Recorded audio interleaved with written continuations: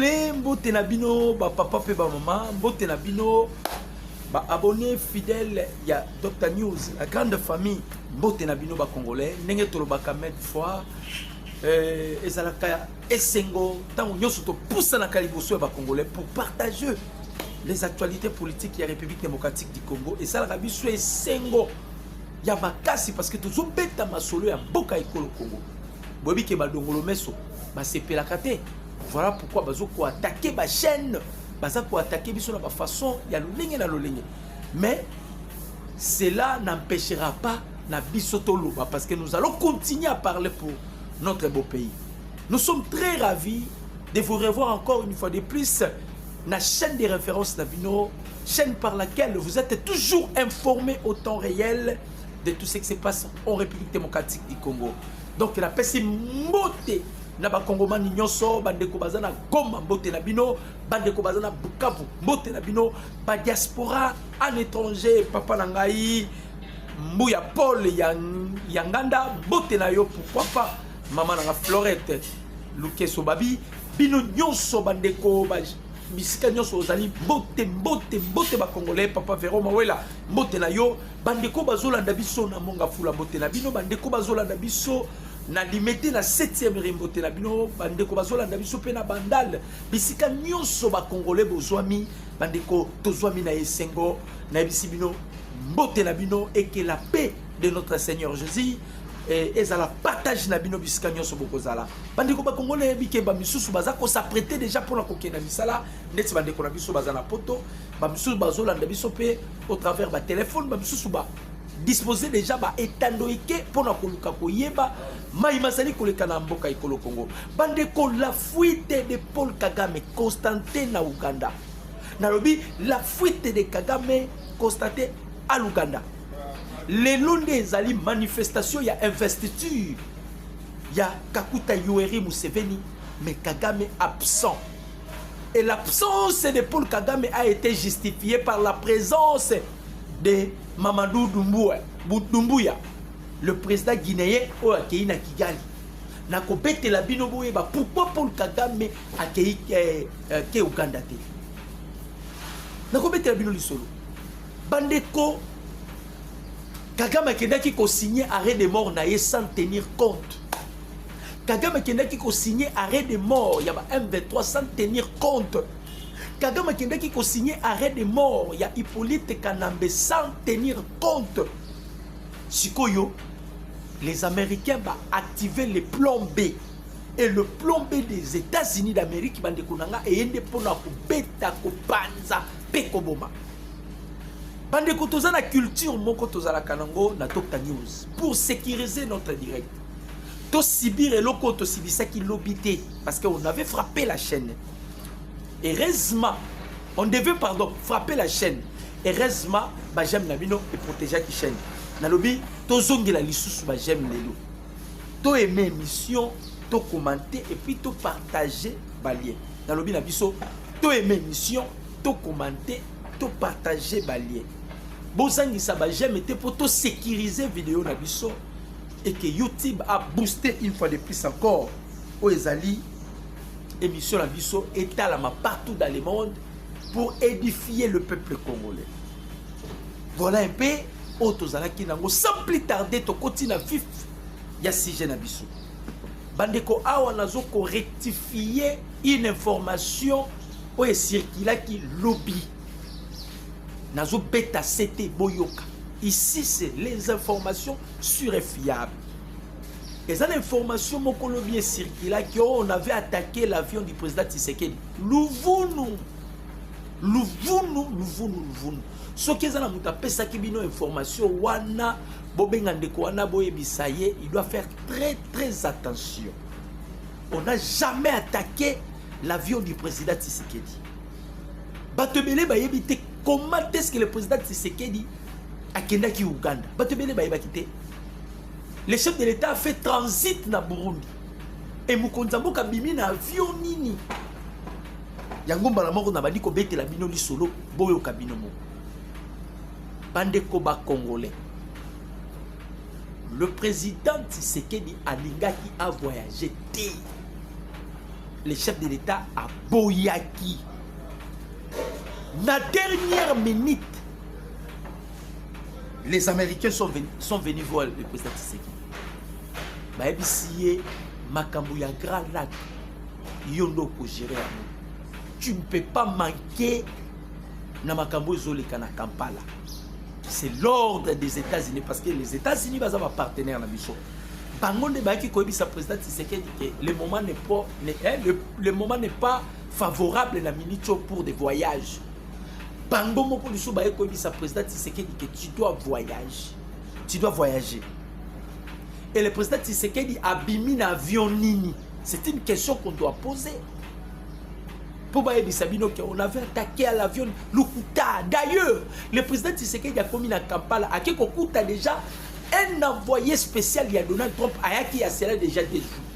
Donc pour vous informer que les Américains, qui déjà à Kampala, lorsque Museveni a envoyé son invitation, pas il y a homologue na président Tshisekedi, les Américains si bakendaki ce qu'on a combattu la bino anje boyeba visite ya président Tshisekedi na Kampala les apona nini. Oui, il y a eu des accords. Oui, il y a eu l'investisseur au Salema. Mais je vais vous dire la carte cachée où il s'agit que le président Tshisekedi a kené na Kampala. Parce qu'avant même que les chefs de l'État arrivent, les Américains ont précipité qui déjà bakei. Et les mêmes Américains qui ont donné l'ordre à Paul Kagame de ne plus prendre part d'investir à Kakouté Museveni. Pour votre information. Donc, bateau va payer ça qui est information dans l'hôpital. Président Tshisekedi a vendu qui a l'ingaki kuta kendete. Parce que babengi ça qui mukonzambo kana Tanzanie a boyi. Et loko makwa uti ko sala oyo. Na robeta li solo makamba Kenya. J'espère que vous voyez bien. Ce même moment, il fallait qu'ils aient na Kenya. Vous voyez bien. Le président Tshisekedi a vendu. Les Américains ont côté à contact avec le chef de l'État ici à Kenya. Et les Américains ont tindi avion à Bango. A32 et A320 non immatriculés. Le chef de l'État n'a pas utilisé Kimbangu. Les Américains ont tindi avion à Bango. C'est l'avion américain déçu le président Tshisekedi. L'avion américain déçu le président Tshisekedi. Le président Tshisekedi a sali escale na Burundi. Dans commis na Burundi. Donc trajectoire il y a vol, il y a avion pour Nzamboka et Zalaki invisible. Même Museveni, il doutait que le chef de l'État Kokai Kouyate. Mais lorsque Museveni a vu la présence des Américains, Museveni s'est rendu compte que Tshisekedi a Zouya. Alors, le président Tshisekedi a Kenya Ouganda pour la remise et reprise. Yanini, je vais expliquer. Bandeko ba Congolais, instabilité, il y a Est, il y a République démocratique du Congo. Mutabanda masolo oyo eza Kagame te c'est Museveni. Parce que Museveni, l'Américain, ne ba yaki vers Museveni. Ba si Museveni, qu'est-ce que nous devons faire pour créer histoire ya Sika. Donc ba qui va changer histoire ya Congo. Ça c'était Bill Clinton. Museveni a pesa qui ba piste. Alors les Américains bazala qui na obligation à doter Museveni. Alors, le coup de Donald Trump c'est ce qui a poussé à Donald Trump de dire au président Tshisekedi qu'il ne ça la remise et reprise. Si c'était Museveni qui représentait les États-Unis, si c'était Museveni qui donnait de l'ordre dans Grand Lac, bon, qui met ça la remise et reprise, mais toi tu vas maintenant récupérer le pouvoir. C'est toi qui vas régner maintenant, c'est toi qui vas donner des injections dans Grand Lac. L'une des raisons, vous avez vu, les chefs de l'État effectuer le voyage à l'Ouganda. Parce que tu as dit que les Congolais, les mitema, tension, qui likolo, mitema na bango likolo.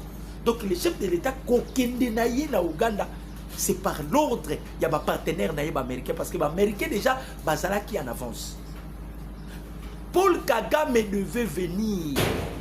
Les Américains ont donné l'ordre à Kagame de ne plus piétiner Makolonaye et Siko Tshisekedi. Comme Meka Koyate. Imaginez, il y a des présidents.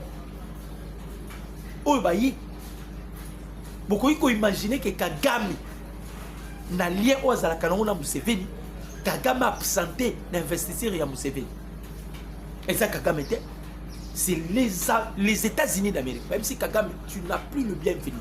Là où se trouve Tshisekedi, Yoko Koyate, comme Meka Koyate.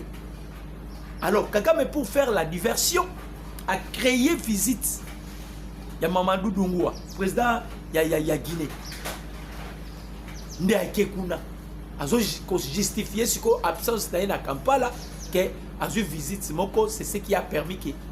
C'est ce qui les a empêchés. Il y a participer à l'investiture, il y a Museveni. Est-ce que Rwanda a raison? Ils ont raison. C'est les États-Unis d'Amérique qui les initiés. Bandeko, makambo comme un niveau où vous pouvez imaginer. Les États-Unis d'Amérique font un niveau où vous pouvez imaginer. Lobby est là qui d'ailleurs, M23, les lobby locaux là-bas n'amitié. Les locaux là-bas n'amitié à niveau vous ne pouvez pas imaginer. Les pour la nini.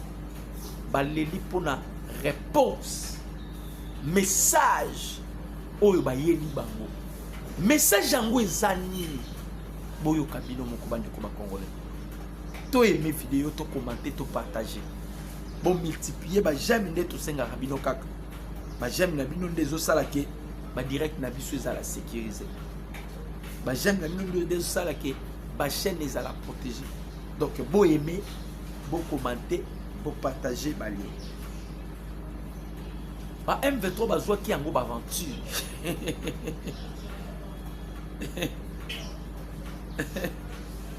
Bande konangai bazwa qui en gros aventure.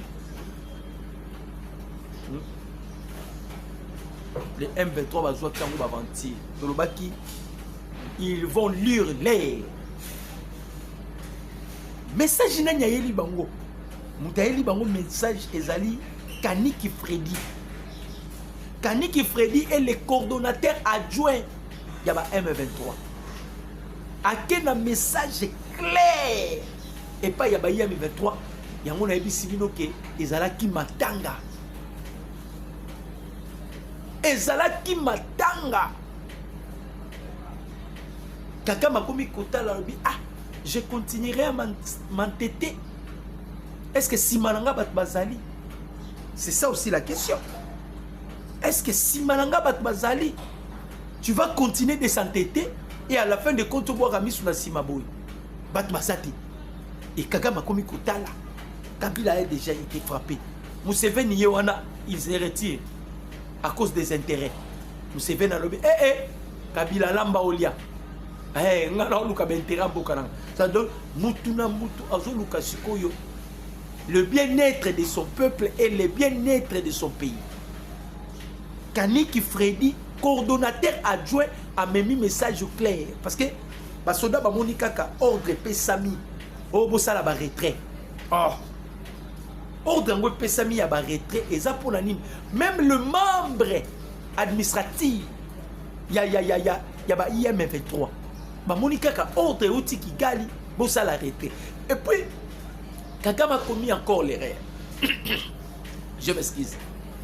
Après qu'on nie qu'il n'est pas à connivence, c'est Kabila qui est le père géniteur, c'est Kabila qui est le parent de M23. Lorsqu'il venait de donner l'ordre que les M23 se retirent, l'Américain va se quitter, Vitala Zoboui. Awanganaka, qui était dans sa camitine, mais quand il a donné l'ordre, il s'est retiré de Guinée. Alors, Batmania, il va y avoir. Odo Pesito s'est retiré et outil wapi. Et outil qui gagne. Ne Kaniki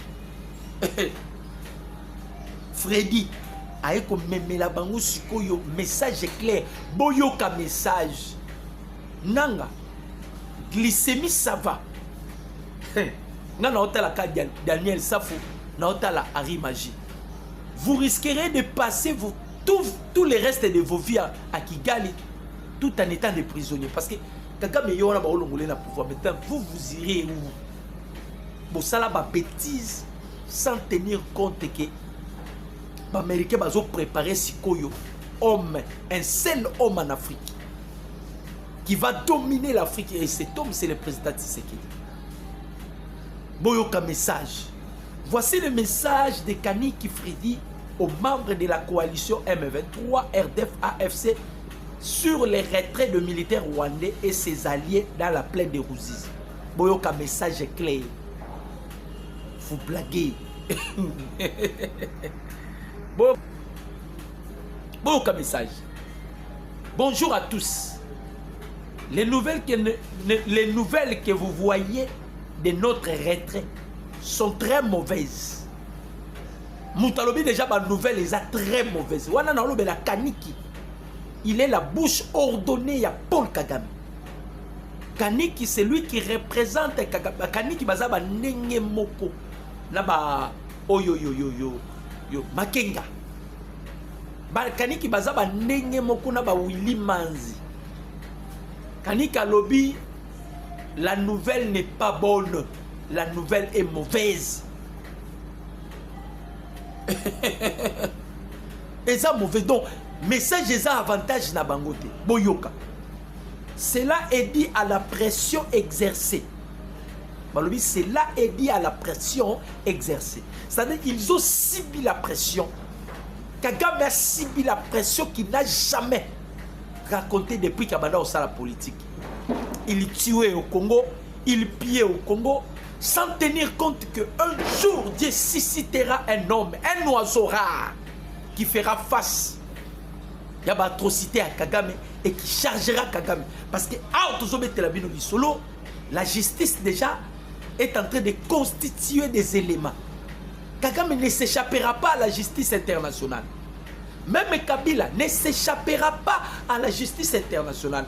Batouana Nyonso, Mounele déjà a opté sur leurs arrestations. Soit Babomi Bango, soit Makangi Bango.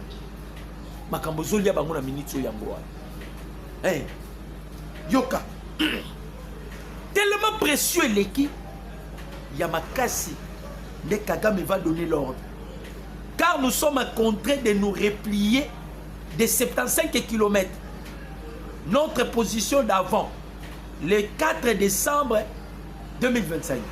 Ceci ne doit pas vous décourager, car nous avons d'autres plans. Parce que na 75 km. Soyez réconfortés même si cela fait mal. Sachez qu'il y a d'autres plans qui continuent. Ici, Kaniki Fredi parle de plans d'élimination physique du président Félix Antoine Tshisekedi Tshilombo. Plusieurs sources parlent qu'il y a eu une réunion stratégique au Rwanda entre la Chine, la France et l'Empire Imatuti. Dans cette réunion, il a été décidé d'éliminer le président Félix Antoine Tshisekedi Tshilombo. Donc, Yango Bomoni Kaniki a dit si on s'est replié la biso, et ça problème était. Problème est et décourager binoté, mais toi, on a plan mon sous. On a déjà Museveni, les Américains, City Ose. City Ose. C'est ce qui a poussé les chefs de l'État à Kenya. Mon message pour vous dire que ces gens ici sont déjà affaiblis. Baza ya kokufa. Ya kokufa bandeko ba Congolais. Baza ya kokufa. Baza ya kokufa. Ah, je vous dis bandeko na ngai. Masolo ezamabe. Masolo ezamabe. Ça risquerait bandeko ba Congolais. Bitumeko ebimana. Boyo kanon information yo. Au Rwanda, urgence, selon des sources bien recoupées. Des combats ont éclaté ce matin dans la forêt de Nyongwe. Des informations font état d'un groupe armé bien organisé et fortement équipé dont l'identité reste inconnue jusqu'à présent. Nous suivons de près l'évolution de la situation. Nakati ya Kigali, nakati ya forêt, na minito na zobi sabino bitumba. Balobi, eza groupe ya batu. Groupe ya batu wana baza non identifié mais baza équipé. Bandeko, Quand les Américains préparent des choses, quand les Américains préparent des choses, ils ont blaguité. Ils ont blaguité. Quand les Américains préparent des choses, ils ont blaguité. C'est-à-dire, les Américains ont décidé d'en finir avec Paul Kagame. Burkina Niwanati, Kaniki, message à Liban. Alors, tu dois subir pression. Au bino, tu dois subir. Donc, pression, ça tellement accrue. Jusqu'à ce qu'on ait interdit même Kagame de prendre part à l'investissement de Kakuta Museveni. On y a takuna de Tshisekedi là-bas. Ils ont produit, ils ont périmé. Tu n'as plus le droit de prendre part là où se trouve Tshisekedi. Donc Kagame n'a pas d'autre choix. Il n'a pas d'autre choix. Makamboye ma paix, Makamboye ma paix. Donc, sous pression Kagame, et puis ce qui est plus grave, bande Koba Congolais. Kagame pensait que Nenge Azaramon est américain. Museveni est français. Ok, ou Kagame oublie que Museveni aussi est américain. Qu'est-ce que maintenant les Américains vont salir? Les Américains vont imposer Museveni. Si Museveni et Sengelo Puna, soit pouvoir nayo, soit qu'on protéger Kagame. Si réellement tu veux que ton pouvoir n'a pas mando sali, osa déjà vieille, so lingi to chayo mupandite pona entre pouvoir nayo na Kagame. Museveni n'avait pas d'autre choix. Imaginez-vous, Ndaishimi a joué nord, Museveni a joué sud. C'est-à-dire, à l'heure où je vous parle, Rwanda va encercler en haut déjà. Les Américains sont entrés par Ouganda. Voilà. Mon président Tshisekedi a voyagé parce qu'il y avait déjà les Américains qui ont un avantage. Si Kagame, comme Mekakonyata Makolona Yote Awa. L'isolo solo la manini. Na ebisi bino déjà. Museveni ndazalaki na bâton. Il y a commandement, il y a grand lac. On a dit à Museveni, ça la remise et reprise na Tshisekedi. C'est Tshisekedi qui va maintenant gérer l'affaire nabiso américain, par intérêt nabiso. Yo longwa. Soki kako sali blague. Soki to silisi na Kagame to kobeta yo. Skoyo Macron yebaki déjà plein d'Américains oyo. Macron yebaki yango. Lokola Macron c'est sans que intérêt à ba français na makambo ezate et que le président Tshisekedi les a écartés. C'est ce qui a fait que Macron a créé sommet sommet oyo et salami na Nairobi. Et mais pour votre information, obi kakati sommet. Macron a été humilié na Nairobi. La pesa qui bino date à sommet, c'était du 11 au 12. Macron en plein discours na Nairobi. Bande kunangai en plein discours bao chichoté bao loba. Et Macron était dans l'obligation ya kokata discours. Soko za na besoin ozwa vidéo wana na bisi bino déjà ana opesa bino sur ba vidéo té. Ba vidéo na otsa bonde ba ngelo ba frapper chaîne et heureusement ba j'aime na bino. Ya on a osenga bino ko multiplier ka ba j'aime. Otsa ba j'aime belé poto sécuriser vidéo na biso. Soko za na besoin vidéo mona ndenge Macron ba humilier yé. Oza na numéro na nga komelanga à la fin de cette émission na kotinde la vidéo mona ndenge ba humilier Macron. Boyoka. Le président français Emmanuel Macron a interrompu les sommets Africa Forward à Nairobi. Le président français a interrompu pour faire taire la foule pendant que les artistes, des jeunes orateurs prenaient la parole qualifiant le bruit de manque total de respect. Rubio est faible. Ce n'est pas à un visiteur de remettre le pendule à l'air chez vous. En tant que chef de la famille, c'est notre responsabilité. Yo kamakaba, babi Rubio est faible. Batouana nyo so baza ba perte à vitesse. Parce que Macron voulait chercher à consolider l'IA. Parce que, bah, il y a déjà que si les Américains récupèrent Museveni, c'est fini. C'est fini. Kagame Sambo. Si les Américains récupèrent Museveni, parce que les Américains sont venus vers Museveni à travers le président Félix. C'est à toi, Museveni, de choisir. Si tu veux, pour protéger le pouvoir nayo, eza yo moko. Ce qui peut boyer, tu veux s'entêter que osa la bras de fer, eza pe kaka yo moko. Parce que Museveni a tali gauche, Museveni a tali droite. Pensez-vous que Museveni peut accepter de crucifier son trône pour que Kagame a commis déjà périmé? Et que Museveni est conscient déjà que Kagame, il est déjà périmé. Et à commettre erreur Rwanda. Museveni a commettre erreur Rwanda. Museveni savent bien dire que Kagame est périmé. Et comme les Américains sont venus vers Museveni, et Museveni a dit ils ont un moment prépuce, crucial. Même une réunion au Basalaki, c'était la France, la Chine et le Rwanda. L'Ouganda n'était pas là. Parce que l'Ouganda a mis qu'on déjà ma position. Pendant que Paul Kagame s'est trouvé au Kenya pour tenter d'assurer la loyauté de Ruto, Museveni renforcer ses liens avec la République démocratique du Congo et aurait promis de ne pas envoyer des troupes ougandaises soutenir les RDF dans l'est du Congo. Il s'agit d'un revers politique majeur pour Kagame, qui comptait sur le soutien de l'armée ougandaise ou M23, peu à peu, ce qui ressemblait jadis à une puissance rébellion commence à s'étouffer. Lui, il pensait que Museveni à côté. Ce que n'est pas William Ruto Mabi. A que ne Mabi. A ce comprendre déjà que Makambo Komiko ya mabe ponaye. Makambo Komiko ya mabe ponaye. Makambo Komiko ya mabe parce que toyebisa ki bango. Na message au bayeli bango. Skoyo bananga ba miye baté to sala ni parce que Kagame les avait promis. Kagame a promis ki bango ana contrôle ya nyoso. Kagame a promis ki bango akosala boy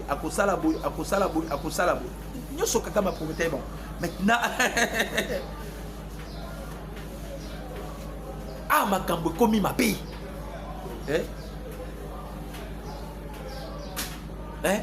Ah makambo komi mabe. La milice supplétive rwandaise exige l'impartialité des États-Unis, alors que le régime de Kagame la finance pour réprimer les Rwandais et déstabiliser les régions. Quelle aubaine! La lettre de Nanga à Rubio n'est autre qu'un lobbying de Kigali par l'intermédiaire d'un porte-parole rebelle. Le message sous-jacent est clair. Trump veut le minerai. Les M23 contrôlent les territoires. Tout le monde connaît les rapports de Fox.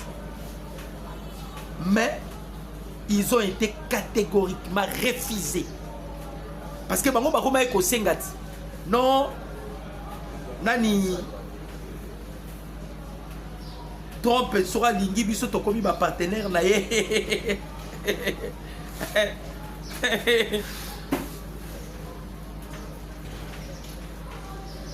Awa sikoyo ba ko comprendre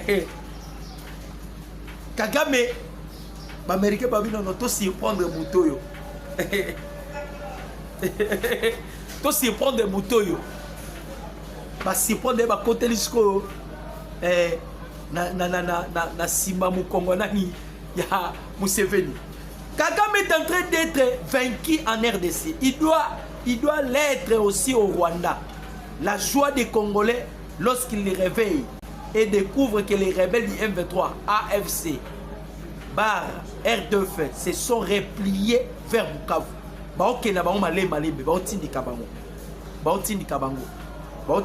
Et comme à un moment, Bobby Malissus, Babimi. Bobby Malissus, Babimi. Bobby Malissus, Babimi. Tima Robima, parce que Rubio aussi a ici bango, si réellement vous voulez dialoguer, avant qu'il y ait des dialogues, vous devez premièrement se renoncer. Hein? Vous devez premièrement se renoncer. Vous se renoncer. Bazar, perte de vitesse d'un niveau où vous ne pouvez pas comprendre. Pression et l'équipe. Bananga bazo ebate. Basala nini. Ils ont tenté avec Rubio. Yango na bisi bino. Les Américains déjà baebaki esprit à Kagame.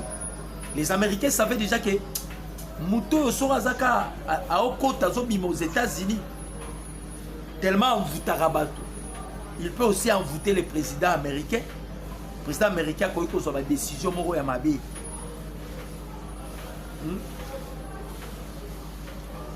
A eu une décision Moro Yamabe.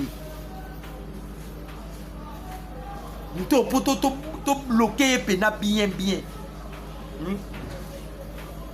Pour te bloquer bien, bande congolais, il faut nini. To beta et fimbu à côté des États-Unis d'Amérique. Vous saurez combien la difficulté aux côtés des États-Unis d'Amérique. Moi, ça la lobbying est zaté. Vous ne pouvez pas bloquer Kagame. Kagame maintenant a la difficulté de faire lobbying. Pourquoi? Parce qu'il est strictement interdit à Kagame d'y entrer aux États-Unis. Donc les Américains, batangaki Kagame, babino, nous devons maintenant pousser ces kanyakoyo, kafiaroyo, pour pousser les pizza.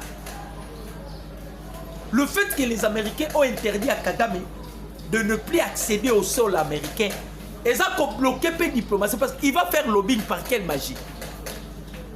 Dans le lobbying, il y a c'est qu'il a aussi un voyage, Les lots Kagame a comprendre l'importance de voyage. Kagame il devient Magella. Il a fait déjà presque le tour en Afrique, mon biba. Lobbying du président Tshisekedi, c'était avec les décideurs du monde.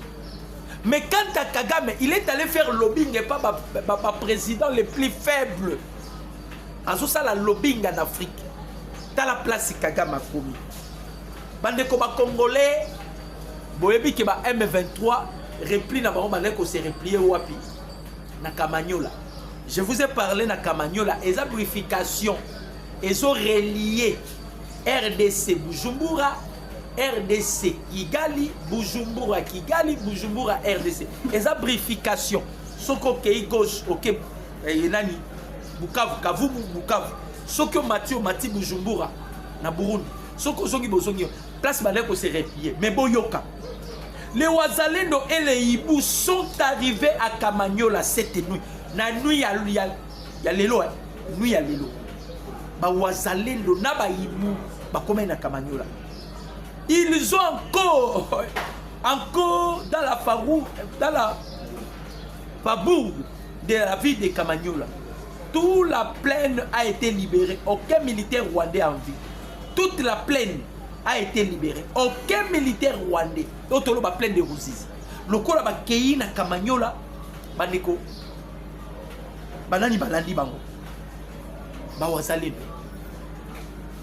Na ba Ibu balandi bango na Kamanyola. Nyonso wana. On cherche seulement ya ko asphyxier Paul Kagame. La plaine de Ruzizi est libéré. J'espère que vous avez vu les images. Oh non, on peut aussi vous balancer ça. On a libéré la plaine de Ruzizi. On a libéré Ruzizi, on a libéré Ruzizi, plaine de Ruzizi. On a libéré ça. Aucune apparition à militaire rwandais. Bangonyo sur la Kamanyola, Baïbou balandi bango na Kamanyola. Dans la boutoyo, Baïbou déjà na minuit à l'élo Baïbou azaï na Kamanyola. Ce qui Paul Kagame a sala qui va repli. Pour ça, la soya grande envergure attiré à terre. Parce que Ibuna Wazalendo bazo veillé dans le mouvement nyonso ya Kagame. Balingi ko tropesa Kagame espace c'était pour Kagame ça déjà muto kufati. Il devient un mort. Hein? Kagame devient un mort. Mandeko. quand on disait à Kagame, bandeko na ngai kotika eleki nyonso bandeko koyebisa Kagame tika Kagame alingi te tika. Kagame pensait qu'il est le seigneur de la terre.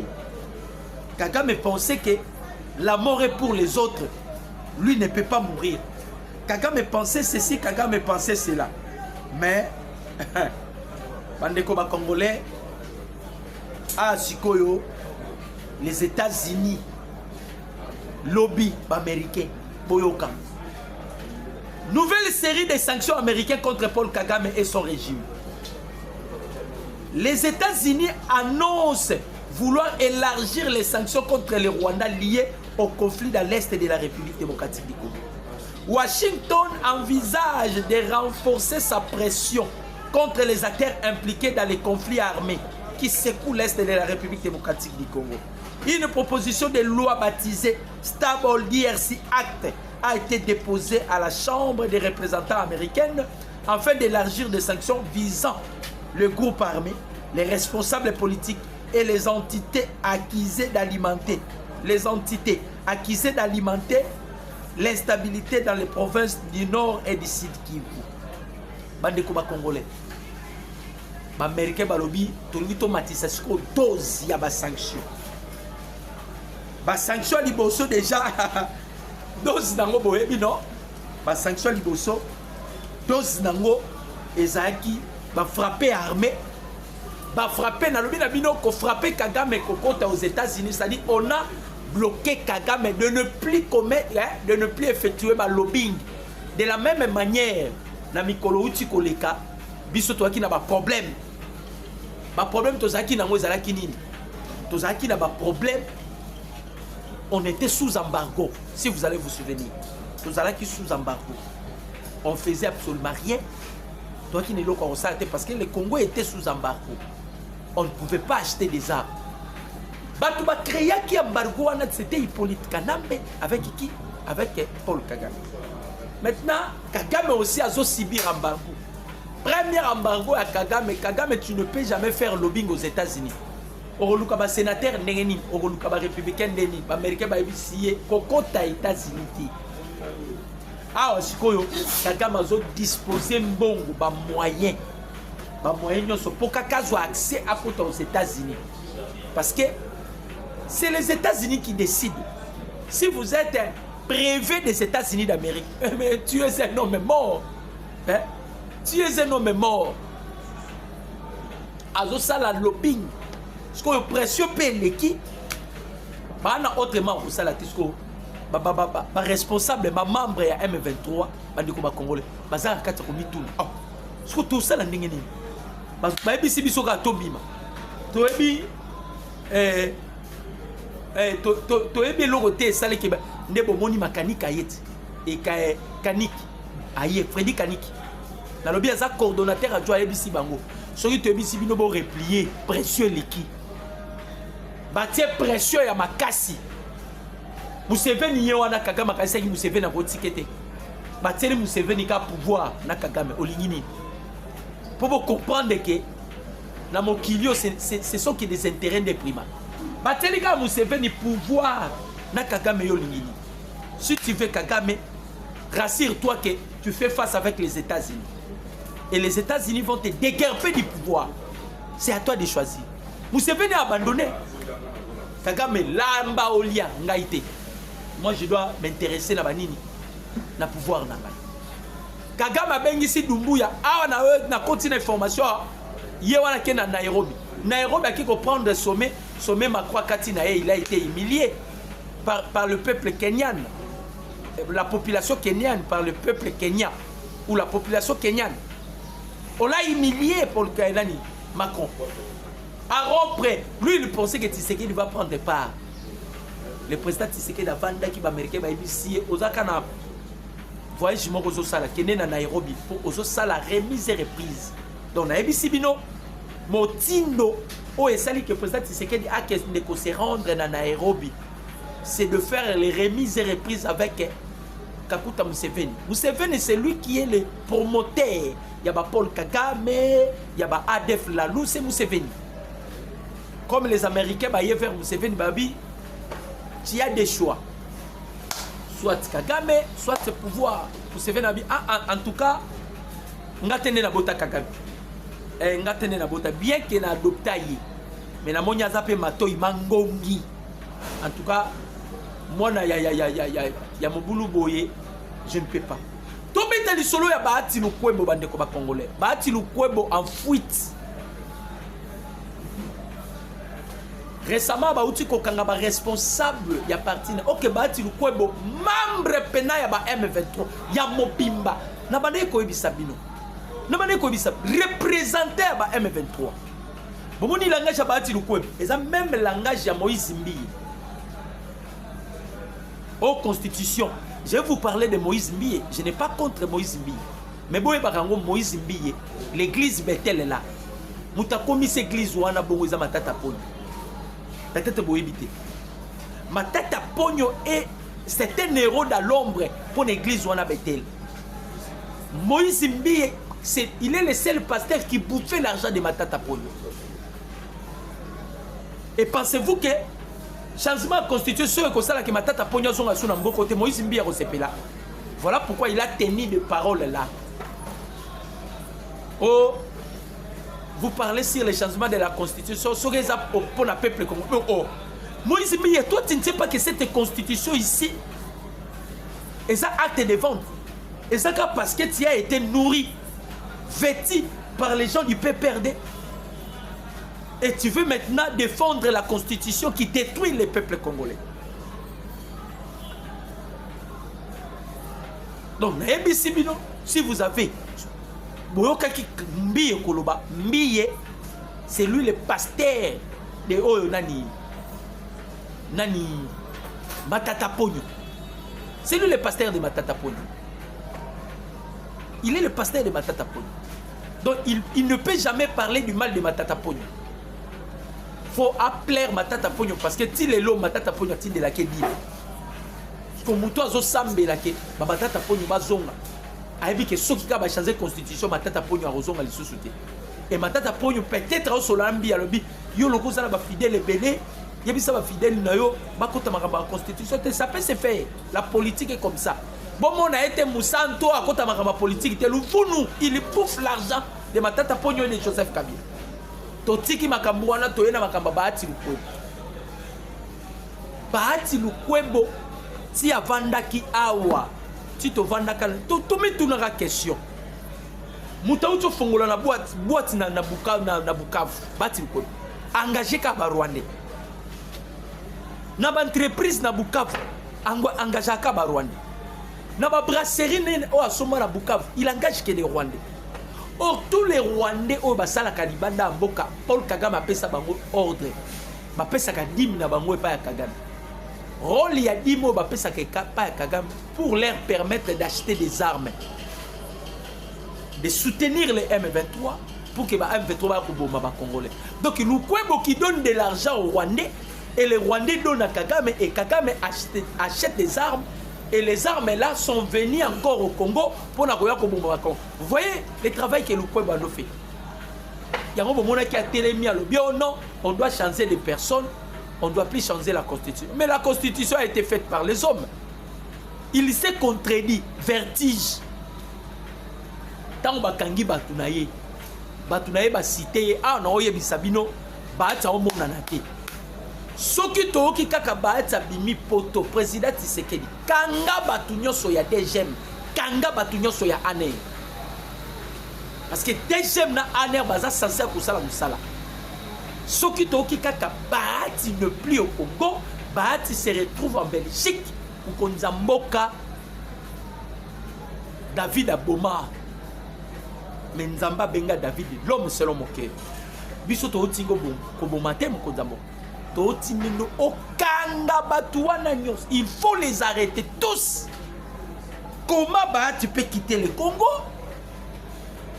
Hein? Pas de kobi maboité. Bazui Batunaye et ces gens-là ont cité Bahati Lukwebo. Toye Barana Biso que Batoyo baza ba ennemi à République démocratique du Congo. On parlait de ça. On parlait de ça.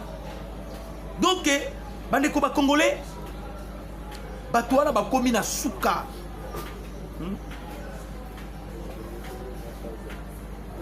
Ba komi na suka batouana. Komi na suka.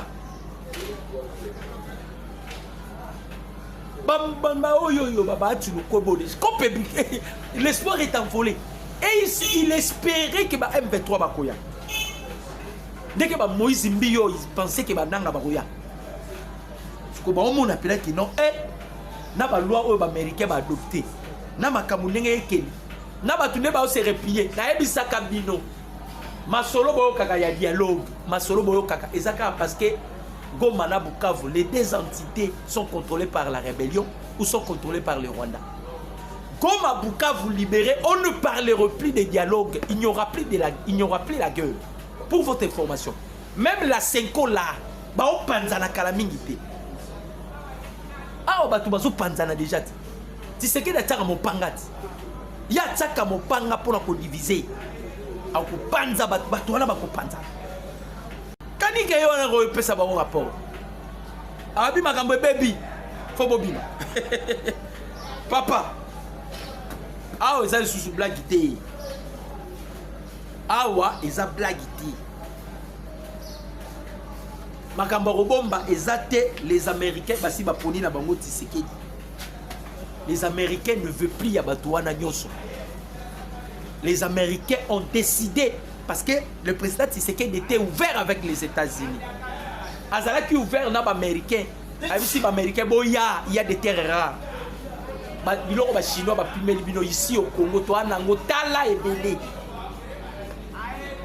Boya kozwa yango en gros et en détail boya bozwa yango. Batouana nyoso baza bloqué donc ils sont tous asphyxiés. Ba komi na suka. Ba de koba congolais.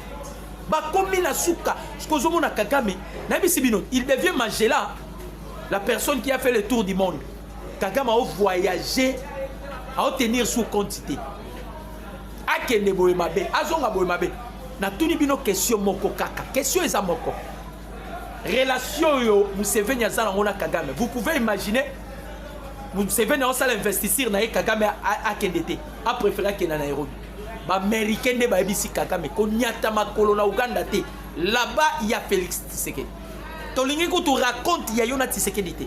To ana besoin beaucoup tanate. Papa. Kagame on monta Tshisekedi na majimel. Ou bien la télévision. A ota la Tshisekedi na majimel ou bien la télévision. On repousse la première Tshisekedi ndeni. Les Américains refusent. Donc il y a qui ont mis ça bandeko. Boka kio na bapabe ninga. Bo bataki avion mukonza mboka. Ah.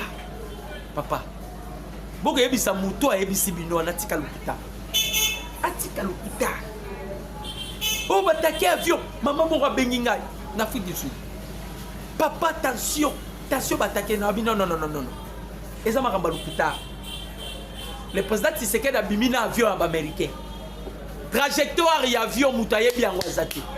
A commis na Burundi, Kampala. Même Museveni était servi. Mais au moins Museveni, bien qu'il était surpris, Museveni a monaki déjà la présence américaine.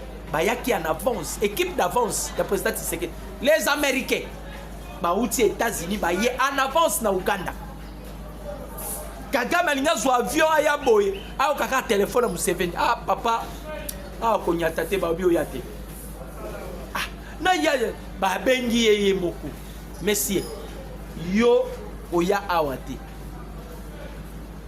Ya obomoni a créé Dumbuya ye après a sollicité à Kena Nairobi. Et si comme Macron annonce la présidente Tshisekedi. Et tikal muto tikal di susu. A remonter Tshisekedi na majimel, Emmanuel Macron. Tala ndenge ba humilier ye na Nairobi. Un président français, un pays qui détient les droits de veto. Alors ça le discours batandi ko chichoter. A coquité, j'ai la vidéo ici. A coquité. Il a traité maintenant William Ruto de faible. Tobeta lisolo lisusu mususu yana ni ya Cyril Ramaphosa. Ben ennemi nyoso ya Congo Bokosamboa. Qu'est-ce qui se passe en Afrique du Sud? plusieurs pays après Atsoka Afrique du Sud à Sali. Plusieurs pays ici Afrique du Sud, ici ba Sud africain baza bakanga bisaka bakini. Toi les na besoin na bino. Bokanga bisaka bokini. C'est ce qui a poussé la Cour constitutionnelle yaba Sud africain va statuer le parlementaire pour longola Cyril Ramaphosa. Bon, on Cyril Ramaphosa. Toloba ki batu nyoso ba obundisa Congo. Batu tout ba obundisa Congo. Boko vivre makambo non bo vivre ate. Bo vivre makambo non bo vivre ate. Ba négocier avec plaisir. Il y a qu'on partager les actualités politiques de la République démocratique du Congo. Avec Dieu, nous vaincrons. C'est le Dieu qui écrasera nos ennemis. Mon numéro, c'est plus de 143 89 63 95 965. Que Dieu vous bénisse. Que Dieu bénisse le président Tshisekedi là où se retrouve na Kampala. Que Dieu bénisse les Wazalendo. Obautu kusala musala munene na bantité basange tout auto récupéré na baibou. Et que Dieu bénisse le peuple congolais partout où vous êtes. Je dis et je vous remercie. Ciao.